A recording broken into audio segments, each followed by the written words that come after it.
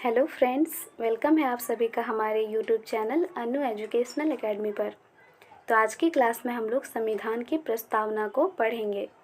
प्रस्तावना से रिलेटेड जिस भी एग्ज़ाम में क्वेश्चन पूछे जाएंगे वो सभी कवर हो जाएंगे आज के इस हमारे क्लास में। प्रस्तावना से रिलेटेड एक बहुत अच्छी नोट्स बनाई है मैंने, जिसको आप लोग हैंड रिटन कर सकते हैं।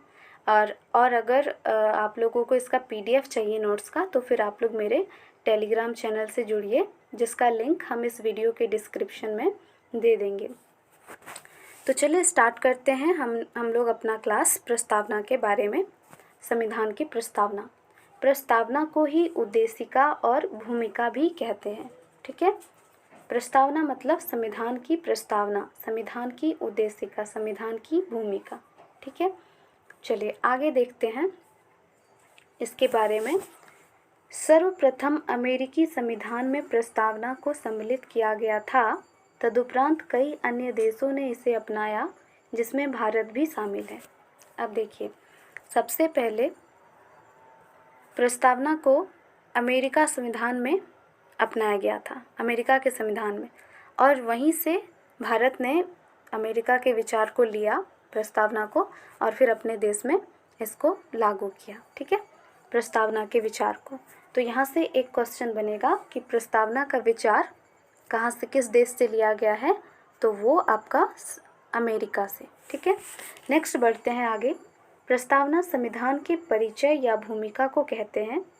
ठीक है, जो मानते हैं, मान लीजिए कि अगर कोई एक स्टोरी है, ठीक है, तो उसका पूरा समरी वो है आपका प्रस्तावना। ठीक है, इसी तरह पूरे संविधान का समरी या सार जिसको कह लें, वो है आपका प्रस्तावना। तो यहाँ आप लोग देख सकते हैं, प्रस्तावना संविधान के परिचय या भूमिका को कहते हैं। इसमें संविधान का सार होता है, पूरे संविधान को संक्षिप्त रूप में हम लोग प्रस्तावना में देखते हैं। ठीक है, प्रख्यात न्यायविद व संवैधानिक विशेषज्ञ N.A. पालकीवाला ने प्रस्तावना को संविधान का परिचय पत्र कहा है। ये भी क्वेश्चन बनेगा, ये कथन है। तो ऐसा क्वेश्चन पूछेगा कि संविधान को, प्रस्तावना को संविधान का परिचय पत्र किसने कहा है, तो फिर N.A. पालकीवाला ने। ठीक है, चलिए आगे बढ़ते हैं। अब जो हमारे संविधान की उद्देशिका प्रस्ताव है, जो उद्देशिका लाई गई थी, वो तो पंडित जवाहरलाल नेहरू के द्वारा लाया गया था।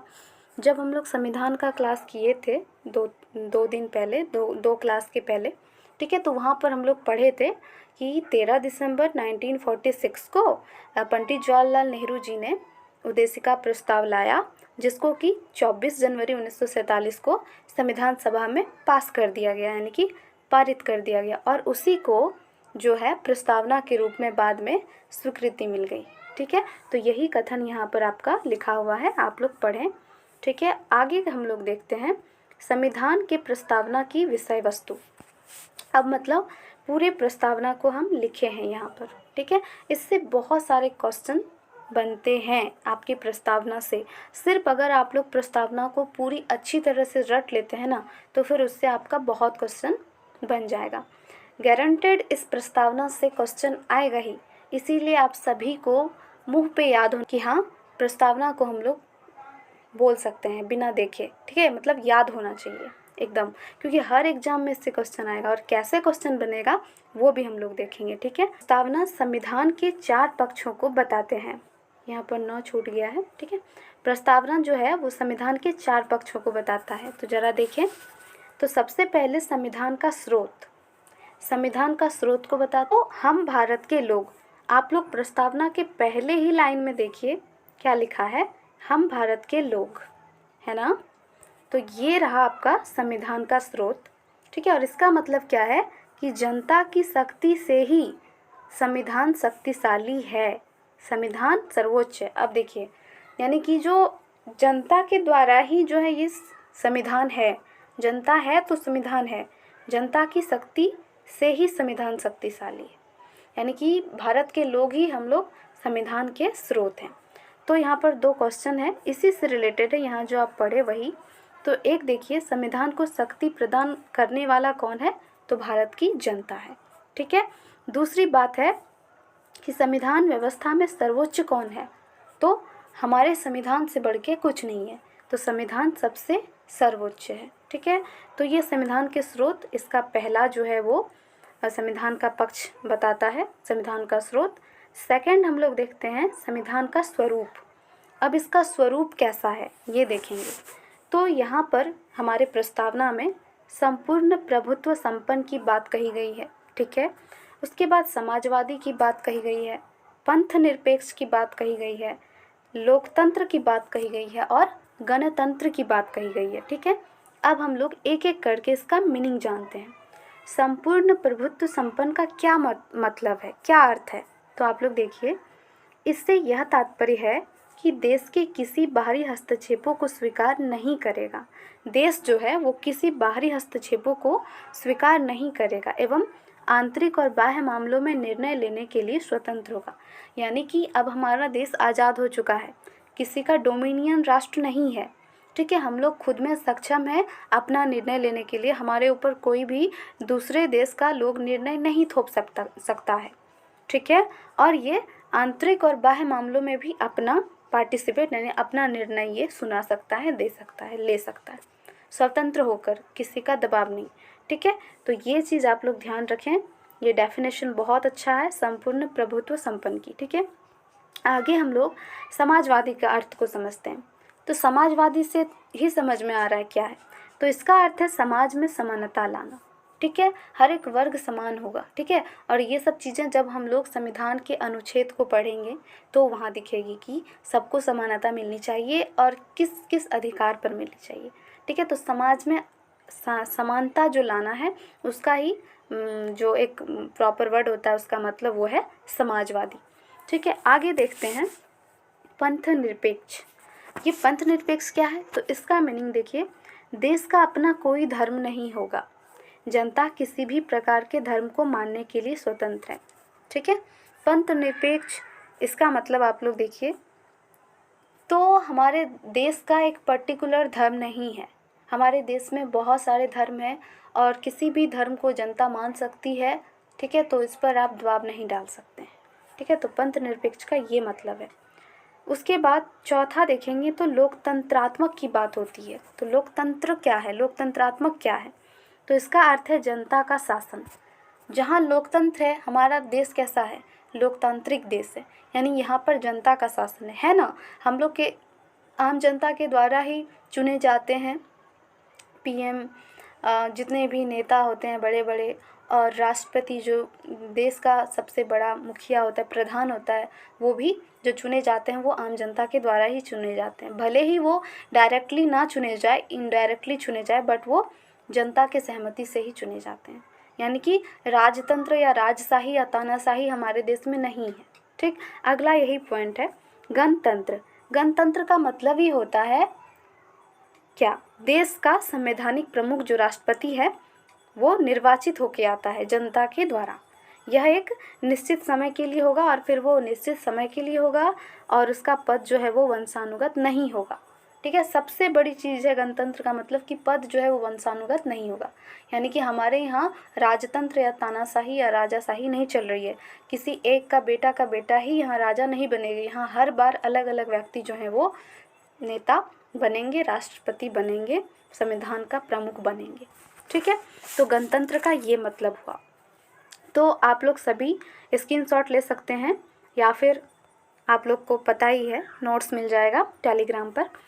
तो आप लोग देखें, यहाँ तक हम लोग देख लिए। दूसरा जो पॉइंट था वो संविधान का स्वरूप।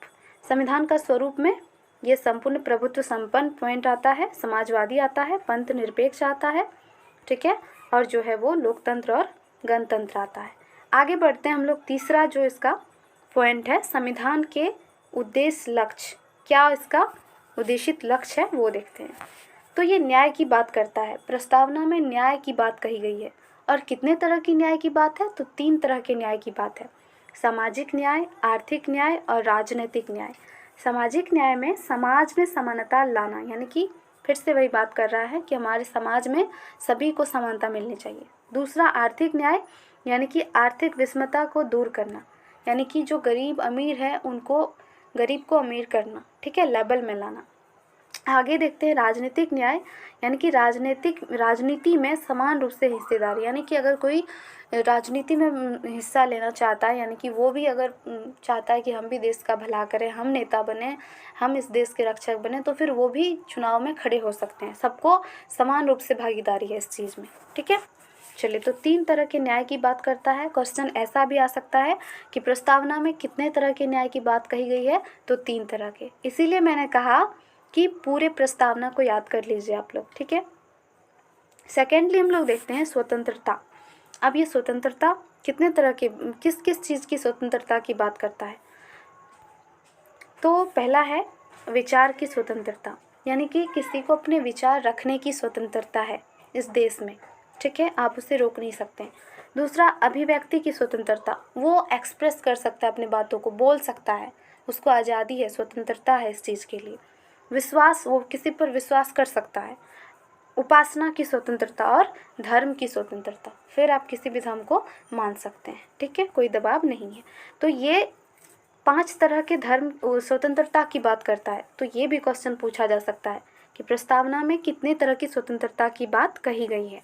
फिर समता है। समता 2 तरह का है, एक प्रतिष्ठा, सबके समान प्रतिष्ठा है इसमें सबको अपना प्रतिष्ठा का ये होना चाहिए। दूसरा है अवसर की समानता, फिर हर एक को अवसर समान मिलना चाहिए, ठीक है, उसका जाति धर्म और ऊंच नीच देख के नहीं, ठीक है। चलिए, ये तीसरी बात हो गई।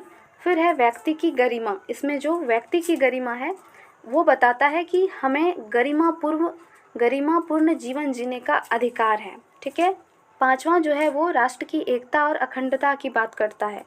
एकता और अखंडता, यानी कि विविधता में एकता वाला, हमारा देश ऐसा ही है, एकता में विविधता में एकता वाला। यहाँ मतलब कि यहाँ पर विविधता है, बहुत सारी चीज़ों की विविधता है, रहन सहन, खान पान, जाति धर्म, ऑलमोस्ट हर चीज़ में विविधता है, बट फिर भी हम एक राष्ट्र के हैं।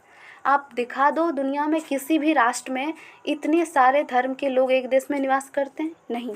अगर कोई कंट्री मुस्लिम कंट्री है तो सिर्फ वो मुस्लिम कंट्री ही है, बहुत कम आपको मिलेगा। हमारे यहाँ हिंदू मुस्लिम सिख ईसाई हर कोई है, और फिर उनका विविधता आप खाने में देख लीजिए, उसमें विविधता मिल जाएगी, आप पहनावे में देख लीजिए, उसमें विविधता मिल जाएगी, कल्चर में देख लीजिए, मतलब हर एक चीज़ में विविधता है। इसीलिए हमारा जो देश है वो विविधता में एकता वाला देश है, और इसीलिए इसको एक वाक्य बोला गया है, राष्ट्र की एकता और अखंडता से संबोधित किया गया है, ठीक है।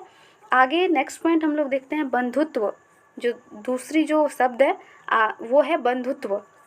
इसका मतलब होता है भाईचारे के रूप में रहना, यानी कि हर कोई मिलजुल कर रहो, हम भाई भाई, ठीक है, हिंदू हो मुस्लिम हो सिख हो ईसाई कुछ भी हो, हम सभी भारत के लोग हैं और आपस में भाई भाई हैं, ठीक है। तो बंधुत्व इस विचार को दिखाता है कि यहाँ पर भाईचारे का जो है वो बात कही गई है, ठीक है।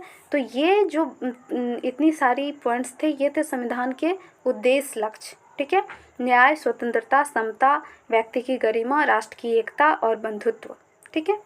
आगे हम लोग देखते हैं चौथा जो इसका पॉइंट है वो है संविधान लागू होने की तिथि। ये भी इम्पोर्टेंट है। तो 26 नवंबर 1949 की तिथि को उल्लेखित करती है। आप सभी को संविधान का क्लास कराते टाइम हम बहुत ही अच्छे तरीके से बताए थे कि ये जो है डेट, इस डेट में हमारा संविधान जो है वो पारित हो चुका था, ठीक है।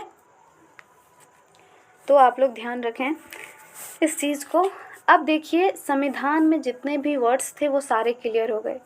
अगर एक बार देखना चाहें तो हम लोग प्रस्तावना पर आते हैं, प्रस्तावना के जितने वर्ड्स थे वो क्लियर हो गए। देखिए आते हैं प्रस्तावना पर। तो ये रहा प्रस्तावना, ठीक। अब हम लोग देखिए हम भारत के लोग, ये भी हम लोग देख लिए, हम भारत के लोग, इसका मतलब है कि हम ही जो है, हम लोग ही, भारत की जनता ही इस संविधान की शक्ति है, ये चीज़ हो गया। फिर एक संपूर्ण प्रभुत्व संपन्न, ये भी देखिए कि हमारे ऊपर किसी का दबाव नहीं है, हम अपना डिसीजन खुद ले सकते हैं और आंतरिक और बाह्य मामलों में खुद ही अपना डिसीजन लेंगे, ठीक है। तो इसका मतलब भी समझे। समाजवादी, ये भी समझे, समाज में समानता। धर्मनिरपेक्ष, ये भी समझे, धर्मनिरपेक्ष और पंथ निरपेक्ष एक ही बात है, ठीक है, दोनों वर्ड ठीक एक ही है। तो इसका मतलब हो गया आपका कोई भी धर्म मान सकते हैं, इसमें कोई ये नहीं है। लोकतांत्रिक, यानी कि जनता का शासन है। गणराज्य यानी कि जो हमारा यहाँ इस देश के मुखिया का पद जो है वो वंशानुगत नहीं है, उसका जनता के द्वारा प्रत्येक 5 साल में निर्वाचन होता है। ठीक है, उसके बाद हम लोग 3 तरह के न्याय देखे थे, सामाजिक न्याय, आर्थिक न्याय और राजनीतिक न्याय। ठीक है, उसके बाद हम लोग स्वतंत्रता देखे थे, विचार की स्वतंत्रता, अभिव्यक्ति की स्वतंत्रता, धर्म की स्वतंत्रता, विश्वास और उपासना की स्वतंत्रता। फिर 2 तरह की समताओं को देखे, प्रतिष्ठा और अवसर की समता। ठीक है, उसके बाद हम लोग इसके तिथि को देखे कि ये कब जो है वो पारित होता है। तो ये आप लोग देखिए, अंगीकृत, अधिनियमित और आत्मर्पित करते हैं इस डेट को। ठीक है, तो आई होप कि संविधान के प्रस्तावना का हर एक वर्ड जो है वो क्लियर हो गया होगा, और इसके साथ आप सभी को एक बेहतरीन नोट्स भी मिल रहा है। तो इससे अच्छी बात क्या हो सकती है। सो प्लीज़ मेरे चैनल को सब्सक्राइब ज़रूर कर दीजिएगा। चलिए आगे बढ़ते हैं हम लोग। ये हो गई। अब हम लोग चलते हैं कुछ इम्पोर्टेंट बातों पर। अब प्रस्तावना में इतनी ही बात नहीं है, इससे रिलेटेड कुछ मुद्दे भी हैं। तो यहाँ पर क्या लिखा है कि प्रस्तावना संविधान का भाग है या नहीं, ये एक प्रश्न था। ठीक है, उस समय। ठीक है, और क्वेश्चन था एक कि प्रस्तावना संविधान का भाग है या नहीं है। ठीक है, तो प्रस्तावना जो है वो सबसे पहले पेज पर है, और संविधान का एक बुक है उसके पहले पेज पर ही प्रस्तावना है। तो ये समझ में नहीं आ रहा था कि प्रस्तावना संविधान का भाग है या नहीं है। फिर इसके लिए बहुत सारे केसेस हुए। ठीक है, तो एक जो केस था वो था बेरूबाड़ी बनाम भारत संघवाद 1960। ये देखिए आप लोग। ठीक है, इस वाद में मतलब इस केस में सर्वोच्च न्यायालय ने प्रस्तावना को संविधान का अंग नहीं माना। अब यहाँ पर देखिए आप लोग कि इस जो केस है, इस केस में संविधान को प्रस्तावना को संविधान का अंग नहीं माना जा रहा है सुप्रीम कोर्ट के द्वारा। तो ये क्वेश्चन आएगा डेफिनेटली कि किस जो है केस में इसको संविधान का भाग नहीं माना गया था प्रस्तावना को। उसके बाद दूसरा पॉइंट जो है वो है केशवानंद भारती बनाम केरल राज्यवाद 1973। इस वादे में सर्वोच्च न्यायालय में प्रस्तावना को संविधान का अंग माना गया तथा कहा गया कि प्रस्तावना में संविधान संशोधन भी किया जा सकता है। अब देखिए, ये इस वाले जो केस में इसमें साफ साफ कह दिया गया कि हाँ है, और फिर इस केस के नतीजे पर पहुंचे सुप्रीम कोर्ट और उन्होंने बताया कि जो प्रस्तावना है वो संविधान का अंग भी है और इसमें हम लोग संशोधन भी कर सकते हैं। ठीक है, और इसी वाद में सर्वोच्च न्यायालय ने संविधान के मूल ढांचे का सिद्धांत दिया गया। एक मिनट, इसको पढ़ते हैं अच्छे से। इसी वाद में यानी इसी केस में सर्वोच्च न्यायालय में संविधान के मूल ढांचे का सिद्धांत दिया गया तथा बतलाया गया कि संविधान के मूल ढांचे में कोई परिवर्तन नहीं किया जा सकता है। ठीक है, आप इसमें संशोधन कीजिए बेशक, मतलब कि आप उसमें कुछ ऐड कर सकते हैं, लेकिन इसमें जो शुरू से है उस पर छेड़छाड़ नहीं कर सकते हैं। ठीक है, यानी कि जो उसके मूल ढांचे है उसमें आप परिवर्तन नहीं कर सकते हैं। तो देखिए कितनी सारी चीज़ें जो है वो क्लियर हो रही है, और इसी वाले केस में हुई थी। ठीक है, वाद में। अब देखिए नतीजा क्या होता है। नतीजा यह हुआ कि 42वां संविधान संशोधन 1976 द्वारा प्रस्तावना में 3 शब्द जोड़े गए। अब देखिए प्रस्तावना में 3 शब्द भी जुड़ा।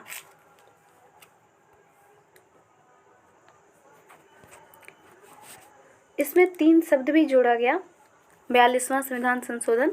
देखिए ये आप लोग याद रखें कि कौन सा संविधान संशोधन के तहत और ईयर इसका क्या था। ठीक है, तो संविधान की प्रस्तावना में 3 शब्द जोड़े गए, एक समाजवादी, दूसरा पंथनिरपेक्ष एवं तीसरा जो है वो अखंडता। ठीक है, पंथनिरपेक्ष या धर्मनिरपेक्ष जो भी। तो ये तीनों शब्द जो है वो बाद में जुड़े हैं। तो अभी आप लोग जो संविधान में देखते हैं ना, यहाँ पर थोड़ा हम दिखाना चाहें तो ये रहेगा आप लोगों का संविधान का प्रस्तावना, और इसमें आप लोग देख सकते हैं यहाँ पर समाजवादी, धर्मनिरपेक्ष और अखंडता। कहाँ है अखंडता? यहाँ अखंडता। इन तीनों वर्ड को बाद में जोड़ा गया है। ठीक है, इस पूरे ढांचे में जो मूल ढांचा है उसमें हम परिवर्तन नहीं कर सकते, लेकिन इसमें कुछ ऐड हम ज़रूर कर सकते हैं। तो अभी तक संविधान के प्रस्तावना में सिर्फ एक बार ही संशोधन हुआ है, 42वां संविधान संशोधन 1976, और उसमें 3 शब्द जुड़े हैं, समाजवादी, धर्मनिरपेक्ष एवं अखंडता। ओके, चलिए अब हम लोग आगे बढ़ते हैं अपने पॉइंट पर, जहाँ पर हम लोग थे। देखिए ये चीज़, ठीक है। तो इन तीनों वर्ड को ज़रूर याद रखिएगा, एग्जाम्स में पूछा जा सकता है कि किस जो है शब्द को बाद में ऐड किया गया है। तो तीनों में से किसी एक को भी दे सकता है, या फिर तीनों भी पूछ सकता है, या फिर कौन सा संविधान था, कौन सा संविधान संशोधन था और ईयर कौन सा था, कुछ भी पूछ सकता है। और कितने बार संशोधन हुए अभी तक प्रस्तावना में, तो याद रखिए वो भी एक बार हुआ है, ठीक है।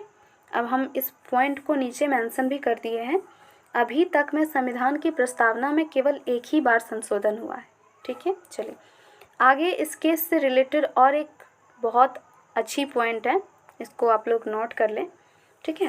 देखिए इस केस के दौरान अब तक की सबसे बड़ी न्यायाधीशों की बेंच बनी थी। तो ये भी क्वेश्चन आया हुआ है, ठीक है, कि कब सबसे अधिक न्यायाधीशों की बेंच बैठी थी। तो केशवानंद भारती बनाम केरलवाद में जो है वो 13 न्यायाधीशों की बेंच बैठी थी, और तब जाके इसमें डिस्कस हुआ और फिर प्रस्तावना को संविधान का अंग मान लिया गया, ठीक है। ये सारी चीज़ें कंप्लीट हुई, इसमें जितने पॉइंट बनने थे बने। अब हम कुछ इम्पोर्टेंट पॉइंट बताते हैं आप सभी को। चलिए देखते हैं कुछ इम्पोर्टेंट पॉइंट, ये रहा। तो हम लोग देखते हैं कुछ इम्पोर्टेंट पॉइंट, और इसमें है प्रस्तावना का विचार अमेरिका से लिया गया है, ठीक है। तो क्वेश्चन आएगा कि प्रस्तावना का विचार कहाँ से लिया गया है, तो वो अमेरिका से, तथा प्रस्तावना की भाषा जो है वो ऑस्ट्रेलिया से लिया गया है, ये भी याद रखें, भाषा ऑस्ट्रेलिया की है। प्रस्तावना को संविधान की आत्मा या कुंजी कहा जाता है, ठीक है, बट किसने कहा वो भी हम आगे लिखे हैं। तो अनुच्छेद 32 संवैधानिक उपचार का अधिकार है, अनुच्छेद 32 में। हाँ, अनुच्छेद 32 को भारतीय संविधान की आत्मा कहा, किसने कहा, तो भीमराव अंबेडकर ने कहा। अब देखिए अनुच्छेद 32 को संविधान की आत्मा क्यों कहा, ये तो बहुत बड़ी बात है। अब हम लोग थोड़ा सा ब्रीफ में जब भाग और अनुच्छेद का डिस्कस कर रहे थे, पढ़े थे, तभी हम आप सबको उसमें बताए थे कि जो हमारा भाग 3 है, जिसमें अनुच्छेद 12 से 35 आते हैं, मौलिक अधिकार, उसमें हमारे 6 तरह के अधिकार हैं, ठीक है। पहले 7 थे बट अब 6 हैं, और अगर आप उन 6 अधिकार में से किसी का भी अगर कोई हनन कर देता है उन अधिकारों का, तो फिर आप जो है वो कोर्ट जा सकते हैं, न्यायालय का दरवाज़ा खटखटा सकते हैं। तो किस अनुच्छेद के तहत पता है, वो अनुच्छेद 32 के तहत। मौलिक अधिकार का अनुच्छेद है 12 से 35, और उसी में एक अनुच्छेद आता है 32, ठीक है। तो आप लोग अनुच्छेद 32 के तहत अपने जितने भी अधिकार दिए हैं मौलिक अधिकार में, अगर उसका कोई हनन करता है तो इस अनुच्छेद के तहत आप कोर्ट जा सकते हैं, ठीक है। तो इसीलिए इस अनुच्छेद को संविधान की आत्मा कहा है, किसने कहा है, तो डॉक्टर भीमराव अंबेडकर ने कहा है, ठीक है। क्लियर। आगे हम लोग नेक्स्ट इम्पॉर्टेंट पॉइंट देखते हैं। प्रस्तावना संविधान के दीर्घकालीन लक्ष्यों का विचार है, ये किसने कहा, तो ये चीज़ अय्यादी कृष्ण स्वामी अय्यर ने कहा, ठीक है। फिर है न्यायमूर्ति हिदायतुल्लाह ने उद्देशिका को संविधान की आत्मा कहा, ठीक है। ये सारे पॉइंट इंपॉर्टेंट हैं, एग्जाम में एज इट इज जो है वो कथन दे दिया जाता है, ठीक है। मैक्सिमम हम लिखने का कोशिश किए हैं, बाकी जो बच जाता है आप लोग देख लें, या फिर जब हम इससे रिलेटेड क्वेश्चन कराएंगे, इन टॉपिक से रिलेटेड प्रीवियस ईयर के क्वेश्चन कराएंगे, तभी आप लोग सबका जितना भी क्वेश्चन है वो सब सॉर्ट आउट हो जाएगा, ठीक है। आगे एक पॉइंट है, संविधान की प्रस्तावना को प्रजातांत्रिक गणतंत्र की जन्म कुंडली किसने कहा है, तो KM मुंशी ने कहा है, ठीक है। प्रस्तावना को प्रजातांत्रिक गणतंत्र की जन्म कुंडली कहा है, ठीक है। तो सारे इंपॉर्टेंट पॉइंट कवर हो गए, और प्रस्तावना से रिलेटेड एक बहुत ही अच्छा नोट्स तैयार हो जाएगा। आई होप आप सभी का ज़रूर बताएं मुझे कि नोट्स सही है, तो फिर आगे भी हम कंटिन्यू रखेंगे। आप लोग देख सकते हैं पूरा प्रस्तावना का क्लास ख़त्म हो गया, और प्रस्तावना के हर एक चीज़ को कवर करने का कोशिश किए हैं। पहले तो प्रस्तावना के बारे में कुछ जानकारियाँ और फिर इसकी पूरी प्रस्तावना में जितने वर्ड दिए हैं उसको एक एक वर्ड को हम लोग अच्छे से क्लियर किए। एंड नेक्स्ट जो है वो प्रस्तावना पर जो केस हुए थे कि ये संविधान का भाग है या नहीं, तो इसको हम लोग डिटेल्स में देखे। फिर हम लोग किसने क्या कहा है और फिर जो भी इम्पोर्टेंट पॉइंट बनते थे इससे, वो सभी हम लोग कवर कर चुके हैं। तो आई होप आप सभी को क्लास और नोट्स दोनों अच्छी लगी होगी। तो चलिए मिलते हैं हम लोग एक दूसरे क्लास में। तब तक के लिए धन्यवाद। Bye bye, take care.